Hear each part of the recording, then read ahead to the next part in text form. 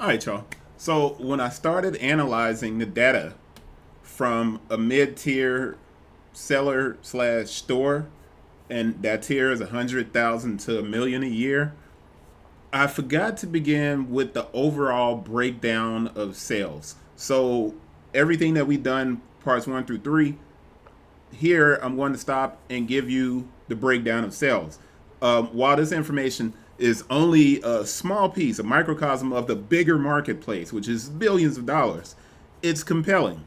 And it's compelling because this is a seller who utilizes a variety of arbitrage and discount methods to acquire inventory. So the seller, because he gets this inventory cheap enough, is able to keep prices at or around SRP. But he does increase prices when the demand is there and when they can attain more premium products. So that's not often though. This seller though saw a year over year 60% decline in revenue in 2024. Now that went from just under $600,000 to only $250,000 a year. So 600,000 down to 250,000. It's a huge drop off. That's 60% in the decline in revenue. So those of you who are like, yay, resellers are dying, this is a person that wasn't doing a lot of the stuff that you hate. This was a person who was doing stuff that was benefiting buyers, wasn't really overcharging people for anything. But he faced these headwinds. And I'm going to get into a lot of this information about why. So where he was acquiring stuff from was outlets in different places. So while many outlets or many websites are touting the growth of resale for brands like Hoka, On, and Asics, this seller found that it took longer than 60 days for any of those brands to move from his channel. Longer than 60 days. For a medium and small seller who can't really afford to sit on product, 60 days for something to sit in the store is basically the death of the store. So in that business, if a product sits for longer than 30 days, it doesn't really appreciate. In other words, you have certain shoes that can go up in value. But for this seller, if something sits longer than 30 days, it's dead. And that's because typically his product isn't limited edition or like coveted product. So this seller, interesting information here, attempted to utilize Puma, Under Armour, and Converse outlets. And often the seller got a line on markdown Asics. But he found those brands to be riskier than Adidas, Nike, and Jordan brand. In other words, the other stuff, it doesn't matter that it's quote unquote growing. It's just too risky to sit down for longer than 30 days. Now, I've attempted to get a bunch of other people's information here. Did not happen. You know, people are very shy about sharing information. So it's difficult. And most sellers don't keep detailed records. Most of these guys are just basically hustling. They don't keep their records really well. The people who are keeping their records, though, those are the ones who right now are still in business of some type.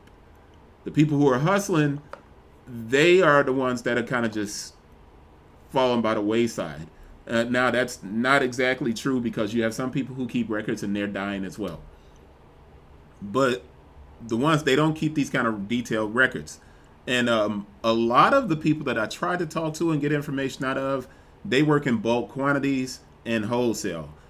They are basically consuming these huge amount of shoes, and then they're putting $5 on top of each shoe and sending them off to different locations around the country. The number of sellers that I tried to talk to who use StockX and GOAT in this region, it's declined considerably. So that says a lot. But I forgot to share this report. What you see over here to the side, I forgot to share this at the start. and I'm sharing it now so you can see it. And this is a brand breakdown of the 2,481 sold items for 2024 for this seller. And Jordan Brand was 992 items. Nike was 1,434. Adidas was 56. So Jordan Brand consists of retros, performance sneakers, and lifestyle versions of the Jumpman brand. Year over year, sales were down, but this seller works in the same area of pricing as traditional retail. Adidas, only 56 items. The seller utilized the Adidas outlet, which sells all of their products at 60 to 70% off. The seller attempted to work out a Puma, Under Armour, and Converse, but resale was pretty much non-existent, and Adidas, obviously, at 56 items, wasn't very strong. Now, the 1,434 with Nike, here's some information to know. In 2014, resale began to decline. Remember, I just said that. But it was disrupted by a variety of events. So what you had was a situation where a lot of sellers moved from eBay to Amazon. Amazon opened up, and then brand gating started. There was a lot of different stuff that happened from 2014. But resale has always been going down. People just don't think about it that way. They see the big spikes that happened over the last few years, and they assume that resale has just been crushing it forever, and it has not. It's always been trending down. There's just been these really weird things that took place. The major one being the introduction of third-party platforms like StockX and Gold and Poshmark, all of these different platforms. So this is a fact of everything. Nike remains the only brand this seller will take on inventory and hold. So this growth of other brands is kind of a red herring. Because this is the thing. If you sell one shoe in 2023 and you sell 10 in 2024, that's 1,000% growth. That sounds huge, but it's just 1 to 10. That's good growth. But the reality is that's only 10 pair of shoes. So you have to kind of temper what you think about these other brands, quote unquote, growing. So when you see those data points where people talk about that, you have to kind of take it with a grain of salt, right? Nike remains at the forefront, period. Now, I think in regard to breaking down data, it's important to dig into the information no matter how small the set of information is. So getting this information is valuable. While the majority of the seller's information that I'm combing through and that I'm showing you all here in this video, the majority is from Nike. This is what's important. Any brand can gain insight into the market by looking closely at how the distribution of sales moves across categories. So in this information, in this data, I chose to look at non-basketball categories from Nike, right? Via third-party sales. I was like, okay, let's look at non-basketball categories. So earlier we had performance basketball, all of its iterations. Here we are not in performance basketball anymore. We are actually in the shoes where these shoes sell a lot more than performance basketball. All right? So within these categories, you got some surprises. And of course, you got the classics that continue to sell even in what is considered a downturn, right? Now, this is the question. Can you guess the best-selling sneaker in each category? For your information, in Nike running, I also included Nike training. So I didn't separate Nike running from Nike training. But here's the chart next to us. So let's look at it in detail. These are non-basketball categories, the numbers that they sold for this seller. Remember, this is one seller in a medium-sized resale shop that closely mimics retail. So Nike running. And these are performance running projects. And over here, I got a little, you can't really see the mouse moving, so that's not going to help you, but it's the green at the very first one. Nike running, performance running products, Vaporfly, Metcon, Pegasus, Invincible Run. The seller sold 132. All right. The yellow, lifestyle, the seller sold 345. You would think that lifestyle would be the big one, but lifestyle here includes the Kill Shot, the Cortez, the Air Force One, the Dunk, the Mac Attack, ISPA. And you would have been like, yeah, you know what? That's where all the sales took place. But it was the second. It was the second. So lifestyle is second. Retro running was at 248 pairs sold. That's Vomero 5, P6000, Lunar Rome, Spiridon, Terra Humara ACG, right? Those type of shoes. Jordan Retro, non-basketball categories, Jordan Retro. Air Jordan 1 High OG, 229 pair. Air Jordan 1 High OG, Air Jordan 2, Air Jordan 3, Air Jordan 4, Air Jordan 4 RM, 6 rings, Legacy 312. So those are the Jordan styles that sold. In the Air Max section, the Air Max DN, Air Max 1, Air Max Venture, Air Max 90, Air Max Plus. There was 207 pair there. And the best performing category is Air Jordan 1. By far and away, Air Jordan 1 Low, Mid, MM. Jordan 1 High OG is in the Jordan Retro category.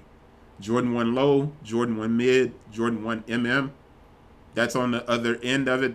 That's the highest performing. So if I combine Jordan Retro and Jordan 1, this seller sold more Jordan than he did anything else. Right behind that was the Air Force 1 category, which is lifestyle, 345 pair. Right after that was retro running, which is 248. Now, retro running is a weird one because you could put Air Max and retro running together, but it was important to note that Nike tried to counter New Balance, Asics with the Vomero, the P6000, and Spiridon, and those re-releases of classic performance running shoes that could still be used as running shoes today. So that's why I kind of separated it from Air Max. But if I combine those two, it would be right there behind Jordan brand. Air Max and retro running, it would be right there, 248, 207. But that's it for that chart. Let's close this view summary and let's go to the next chart. I'm going to try to do 2 or 3 in this one so we can move through this quickly. Now, in this micro set of data that we're about to look at, the best-selling non-basketball categories feature a few of the expected results and one not so expected result. And in those small details lie the fruits of discovery for every brand, not just Nike or the swoosh. What can be seen in this graphic below, right? The best selling. Now, I'm breaking down what we just looked at here, which was the non-basketball categories. What I'm doing now is I'm breaking down that category to see which was the best selling in non-basketball. So in each of these divisions, I'm going to give you the best selling shoe in each of these divisions from this seller. It's a micro set, but I almost guarantee you if you can get the data for a bigger chain of stores, it'll mimic it almost exactly. And that's important. So let's just get into it. What can't be seen in the graphic that I'm about to show you is how the lifestyle, Jordan Retro, and Jordan 1 segments all underperformed on margin. So you can't see this information because I'd have to pull the CSV from the seller, and the seller didn't necessarily want that information displayed. So I can't do that. But I'm telling you now, the margins on the Jordan 1 stuff, very small. Very small margins. Almost none of the lead shoes in those categories sold at SRP. Almost everything sold below retail price. They all showed up at Nike factory stores with considerably reduced pricing. But that's not the only problem. Over the last 2 years, Nike's overproduction of these models contributes to a hangover that's kind of shaping those categories negatively, even as Nike appears to be cutting back on those releases. There are still so many Panda Dunks available. It makes that program that Nike created called Edit to Amplify looks like one of the worst concepts ever created in a business. Edit to Amplify is trash. Now, you won't hear Elliott Hill and the new administration at Nike ever mention that program. I haven't heard them say it once since Elliott Hill became the leader at Nike. Haven't heard Edit to Amplify at all. When John Donahoe left, that thing went out the door, and rightfully so. So here's the one unexpected result, right? And it hints at an area of opportunity the upstarts aren't ready for. Catch that? So there's one interesting opportunity here in this information that other brands can't really capitalize on except Adidas. So while there are these claims of running is the new streetwear. While that stuff sounds good, the reality is there's a growing undercurrent that requires a more agile sneaker. And it's popping up and it's doing really well. And running shoes simply aren't stable enough for this rising segment where Nike is the most prepared. But I don't even think Nike is aware of this category. And it goes in this Nike running section. So remember up here at the top, Nike running, I included Vaporfly, Metcon, Pegasus, Invincible Run, right? And the best-selling shoe in that category was the Nike Free Metcon 5 and 6. And that won that category. And these aren't exactly running shoes. They are performance training shoes. Now, the Vaporfly was the leader in true running, even at that $275 price point. The Vaporfly was the kind of champion in real running shoes. But in Nike running, since I combined training and running, it was a Nike Free Metcon 5 and 6, which is not a shoe you would think. But it is also a shoe that ends up at factory stores at a cheap price, but they sell at retail for this seller. Very interesting thing that Nike has done. And now Nike's introduced the Metcon 10, but that's a different story. We won't go there. So we went to retro running. Now the best-selling shoe, you can pretty much guess. For retro running, which is in pink over here to my side, it was the Vomero 5. It took the lead in the retro running category, but the Olympics and breakdancing actually had an effect on this category. The P6000 was a surprise hit. The P6000 was amazing, and it was cheaper than the Vomero 5. The Vomero 5 has completely tanked. Completely tanked. Does not sell very well anymore. It's severely overpriced because of the tariffs. It went up to $170. So the Vomero 5 is hurting, and Nike undercut it with some really nice shoes like the V5 Runner, the P6000 in different flavors. Nike's kind of undercut the Vomero in that retro running category. It should start going in the vault soon. In that Air Max category, Air Max DN, Air Max 1, Air Max Venture, Air Max 90, Air Max Plus, the best-selling sneaker there was the Air Max 1. The Air Max 1, 78 pair sold for the seller. The Air Max 1 arrived in a bevy of classic colors and some new versions, which kept basically as a consistent option for Nike. Now, a surprise model in that category was the Waffle Racer SP. Not a big release from Nike, but that shoe did very well. Very well. The Waffle Racer SP. All right, so 78 in the Air Max category. We're going to lifestyle now, which is where we get the big performance. Lifestyle, Jordan Retro, Air Jordan 1. 172 pair in lifestyle, it was the Nike Dunk. It was a Dunk. Now, this is what's interesting. Don't think that's like the best thing for Nike because the Nike Dunk fell off from hitting those outrageous resale numbers it did in the previous years, but it remained a solid performer for the lifestyle category. The Air Force One was the runner-up. Now, it's something interesting with the Air Force One. It had transitioned into young white girls rocking dirty Air Force Ones, and that was a big trend for a while on TikTok. That fell off. Air Force Ones dropped, and now Dunks have fallen off. The margins for this seller, very thin, extremely thin on Dunks. Not very strong at all.